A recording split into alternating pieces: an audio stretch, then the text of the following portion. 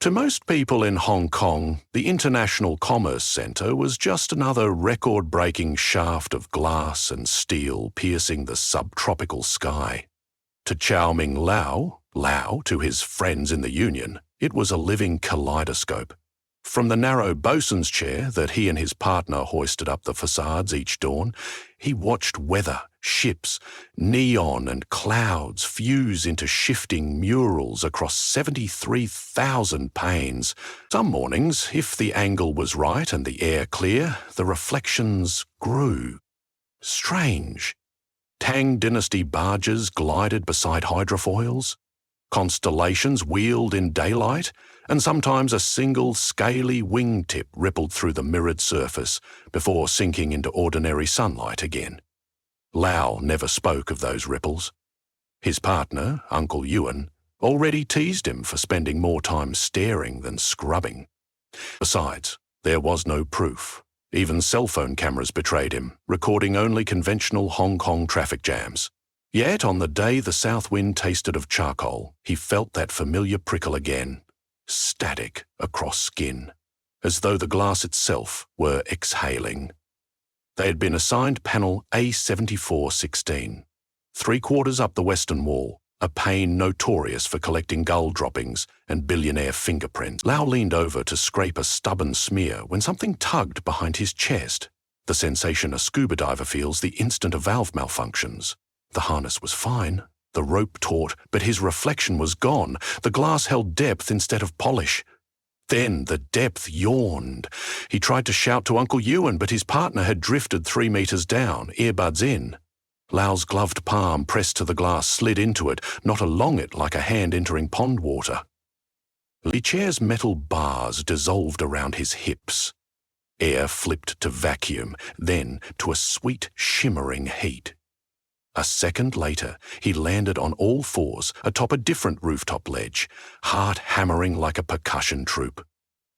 Before him spanned an alternative Victoria harbour.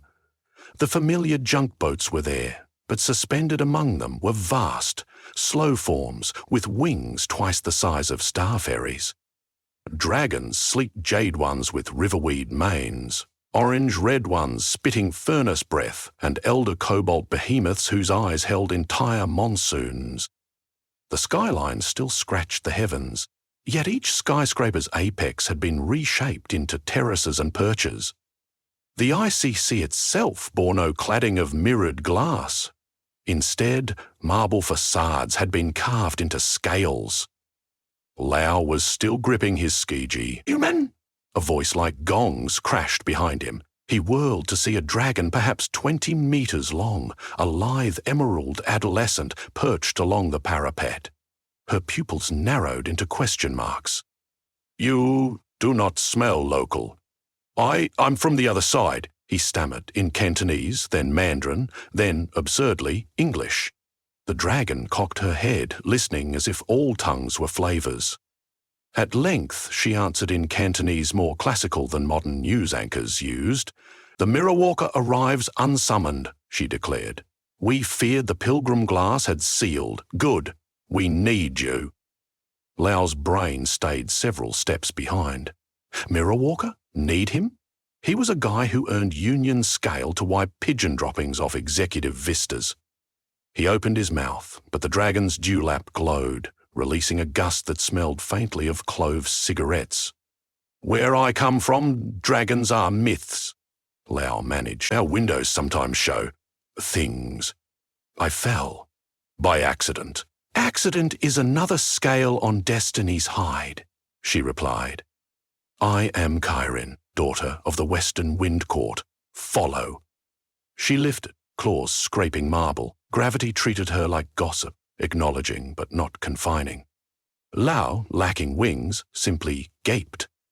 Kairin made a rolling gesture with one talon. The air folded. Stair shapes congealed from vapors, curling downward toward a plaza that, in his world, housed a luxury mall. Here the square brimmed with humans and dragons together. Merchants sold live fish, skewered on bronze poles to hatchlings, the way snack stalls sold fish balls. Teenagers snapped crystal tablets instead of smartphones, capturing selfies with jaw-dropping drakes. Tower cranes swung, constructing more perches. It should have felt wondrous. Yet tension infused the air. The brittle hush before a skyscraper window bursts in typhoon winds. At the plaza's center stood a mirror. Not glass, but polished obsidian, 2 stories tall, cradled in a lattice of brass. The surface flickered among a dozen Hong Kongs, some rainy, some ablaze, one flooded so high only IFC's antenna poked above water like a snorkel. Lau recognized his own timeline when his reflection whisked by, clinging to his suspended chair 20 minutes in the past. Cracks veined the obsidian like lightning captured mid-strike. "We call that the panoptic shard," Chiron said as she landed beside him. "It has weakened. Your realm's skyscraper windows are its child petals. When harmony holds, the worlds embrace. When discord sharpens, each crack threatens to snap the hinge permanently, imprisoning us in isolation, perhaps crushing us both. What caused discord between worlds? Not worlds, between us." Chiron swept a wingtip to indicate the gathered crowd. Lines of armed city guards humans in lacquered riot gear, but with magicked filigree, surrounded dragon sentinels draped in iron-weaved nets. Stand off. For 300 years, dragons and humans have nested under the same sky here. We lend weather, courage, and aerial trade routes. In return, humans shape iron, story, and governance. But tonight the governor intends to exile the storm breathers. She blames them for the drought over the Pearl Delta. Is it their fault? Storm breathers exhale rain.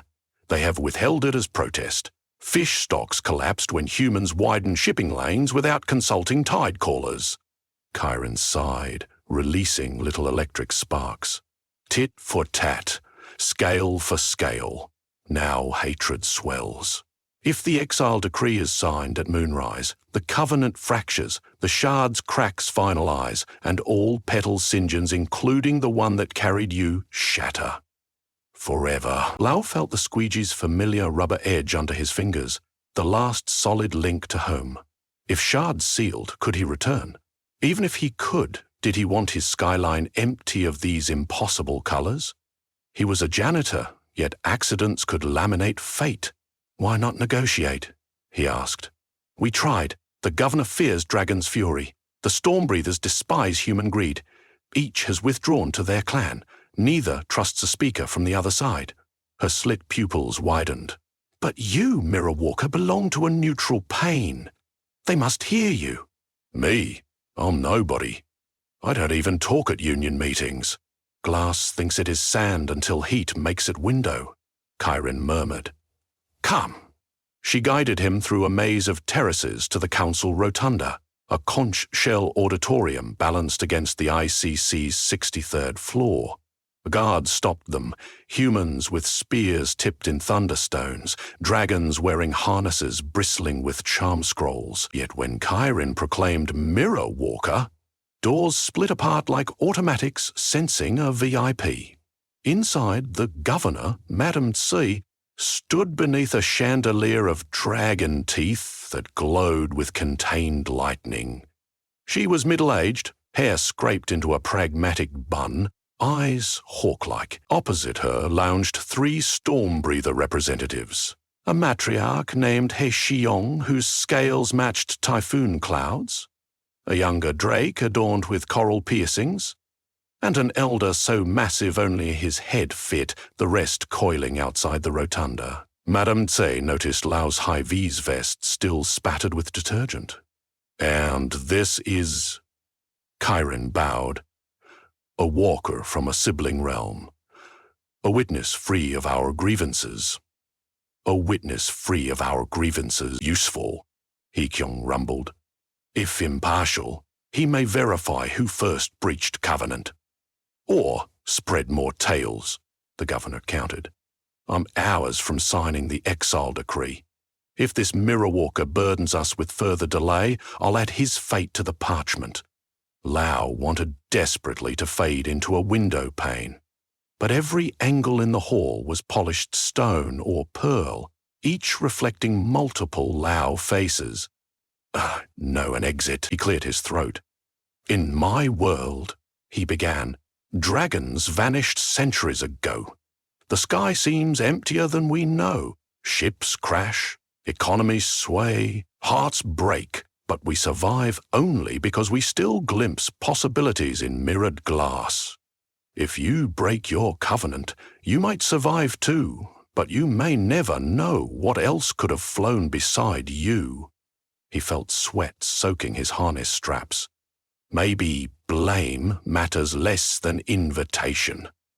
Could you invite each other back to the table? Itchin hissed, smoke weaving. We sat at tables. Humans served poisons, mercury in rivers, plastic in hatchling nests. Madame Zhu lifted her decree scroll. Your torrents drowned 4 burrows last season. Both stared, waiting for him to dissolve. Lau's mind flailed. He thought of the union hall where lockers held cheap radios and instant coffee jars. When quarrels sparked over overtime, they used a trick. Switch jobs for a shift. Empathy grows on borrowed tools, their steward said. Borrow a tool? Swap responsibilities, Lau blurted. 1 lunar cycle, storm breathers manage the city's freshwater reservoirs. Humans patrol the skies, ensuring safe corridors for dragon migration. Each sees the weight of the other's duty. At cycle's end, if mutual respect grows, you renew covenant. Silence. Chiron's eyes shimmered. The coral-pierced drake whispered to Hikion. Madame Teze's jaw set. Ridiculous, the governor said, but her gaze slid sideways, betraying interest. Skylanes are sacred, the elder dragon warned. Let humans foul them with turbines? They'll learn how breezes bruise, Chiron said. Taecheong inhaled. Thunderheads swirled across her throat sacs, then subsided. Test humanity in the sky, very well, but a dragon must oversee their ascent. Madam's crossed arms. And a human must supervise reservoirs to prevent sabotage. Chiron stepped forward. I volunteer to mentor the human flyers. As for water, our mirror walker is already between sides. What? Lau squeaked. You propose the wager, she said gently. Show faith. Madame Sace eyed him. Can you even read a hydromancer's altimeter? No, Lau admitted, but I can learn. I wash windows. Water's my friend. A laugh, unexpected, genuine, escaped the governor. 1 lunar cycle then. At moonset tonight, the exile scroll is deferred. Fail, and both clans accept banishment, shattering all consequences. Succeed, and we reopen covenant negotiations. Haekyong stamped agreement, claws carving new grooves into marble. Magic rippled. Text burned itself onto twin jade slates, sealing the wager. Chiron ushered Lau out before he had time to think. Congratulations, Reservoir Chief. I use Wikipedia to unclog my sink, he whined. Experience is glass. By the time it thickens, the view changes. She nuzzled his shoulder. Come, the water temple will teach you.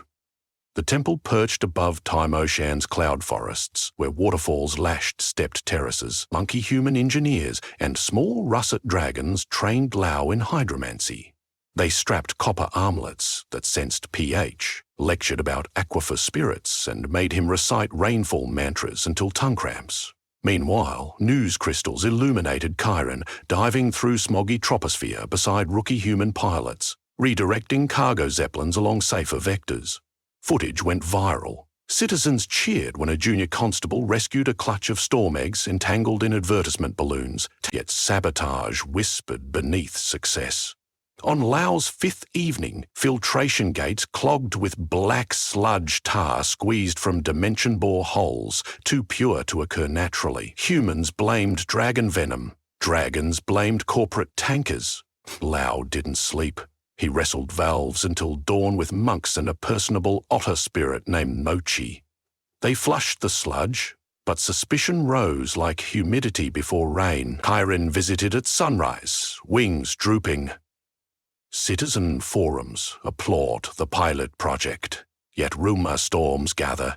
If another incident strikes, hearts will bolt back to fear. Lao leaned against a mossy parapet.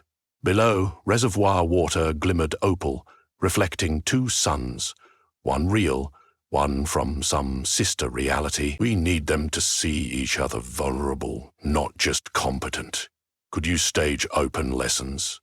Humans teaching basic sky etiquette to dragon hatchlings. Dragons teaching children how clouds mature. Risky, Kyrene mused, but revelation may breed empathy. Within days, Victoria Skies Festival announced free workshops. On a beach reclaimed from reclamation itself, toddlers painted wind currents on dragon wings with washable dye. Senior storm breathers demonstrated gentler rainfall techniques, misting crowds so finely not a paper lantern went out. Journalists from mirror worlds peered through portable shardlets, broadcasting footage across time zones. Lao's highlight came when Hekion herself visited the reservoir. She observed as he calibrated sluice gates, his hands still smelling of detergent. "You respect the water's mood," she remarked. "Well, I cleaned windows to reveal views people forgot they had," he answered. "Now I clean currents." She dipped a claw, letting whirlpools coil. "Perhaps I misjudged humanity's appetite for stewardship." Minutes later, sirens shrieked. A fissure split the panoptic shard downtown. People screamed as shards wobbled, threatening to drop on throngs like guillotines. Portals blinked erratic, swallowing traffic, spitting it out in mismatched lanes. Kyrene, broadcasting telepathically, summoned Lao. Wind carried him on her back in a dizzying rush. They arrived as Madame Tse confronted a one-armed man in a maintenance jumpsuit, a saboteur holding a resonance hammer. His eyes glittered with frenetic terror. "They bring storms and deprivation!" he shouted, swinging. The hammer's sonic boom cracked another section of obsidian. Lao recognized the man's insignia, the same private cleaning subcontractor that underbid his union last quarter, a window washer. Lao stepped forward. "Brother, hold! Why break what still can heal?" "You sold out," the man snarled. "Dragons replaced our rope lines with claws. Once Covenant renews, automation will finish us." Lao's pulse thudded. Fear of obsolescence, the oldest human demon. He raised empty hands. "We climbed towers to serve windows. Now towers serve worlds. There's a place for us maintaining those hinges human touch, dragon scale side by side." He glanced at Madame Tessa. "Offer him apprenticeship in the Crossreel Upkeep Guild forming. After negotiations. Give purpose, not punishment." The governor hesitated. Haichil loomed. Crowds held breath. Finally, Madame Tessa signaled guards to lower weapons. "Apprenticeship, pending good faith labor. Hand me the hammer." The man yielded. With a hiss, cracks in the shard halted, edges pulsing but stable. Kyrene, Lao, and a squad of hydromonks chanted adhesive syllables, pressing dragon tears into seams. The mirror's depths calmed, still scarred, yet united like a healed bone. Moonrise of cycle's end arrived. Thousands gathered under twin firework sparks conjured by dragons, lasers by human engineers. Kyrene escorted Lao to a dais between Madame Tse and He Kyong. The jade wager slates floated, ready to archive verdict. Madame Tse spoke first. 30 days ago, distrust reigned. Since then, human pilots guided 62 safe migrations, 0 collisions. Reservoir metrics, pH neutral, capacity up 12%, drought conditions easing. Storm breathers released rainfall on 9 agricultural prefectures. Damage reports minimal. He Kyong added, "And humans returned coral nurseries to their rightful guardians. I tasted children's laughter in the new rain." Tears rippled. Madame Tse unrolled a fresh parchment, Covenant, Renewal Draft V1. Hand-inked, not printed. It outlined joint committees rotating stewardship, apprenticeships for both species in trades spanning windcraft to sewage enchantment. "To finalize, we need a symbol," Madame Tse said. "One pane reflecting all." She glanced at Lao. He rummaged in his utility pouch. From the first day he'd arrived, he kept one souvenir, a modest, unchipped square of ICC cleaning glass he'd meant to replace during maintenance. He stepped forward, placed it atop the covenant scroll. "In my world, this is ordinary tempered glass," he said. "But if both sides sign, the pane becomes shared property, a new petal of the panoptic shard. Keep it polished together." Heat Jeevan tapped a claw, engraving her sigil in one corner without cracking it. Madame Tse signed opposite. The glass pulsed, accepting ink-like skin-absorbing sunlight. Within its rectangle appeared twin reflections. A boy chasing a kite across Kowloon Park at noon, and a hatchling diving through drizzle, in the same sky each, mirroring the other, forever. Applause, wing beats, firecrackers detonated. The panoptic shards fissures sealed, knitting into swirling patterns resembling both dragon scales and window washer ropes. After the ceremony, Chiron walked Lau back to the parapet where he first arrived. The boundary shimmered, ready to invert again. "You could stay," she offered softly. "The guild needs bridgekeepers." "I need a friend." He smiled, throat tight. "I need to tell my partner, Uncle Ewan, why I clocked out early." She laughed. "The shard remains open now. Mirrors will know your face. Visit often." He gripped her talon, warm, weather under skin. Taking a breath, Lau stepped through the glass. Harness re-solidified around him. Gulls screeched, Hong Kong sunlight glinted. Nothing but familiar harbour. He was back in his chair, knees shaky, squeegee in hand. He peered again. This time the window showed only his reflection, yet behind him, faint as watermark, a green dragon's silhouette winked. Below, Uncle Yoon shouted, "Oi, dreamer! Lunch break, you buying?" Lau grinned, heart buoyant as a sky lantern. Of course, got stories. And unknowingly, new weather to share.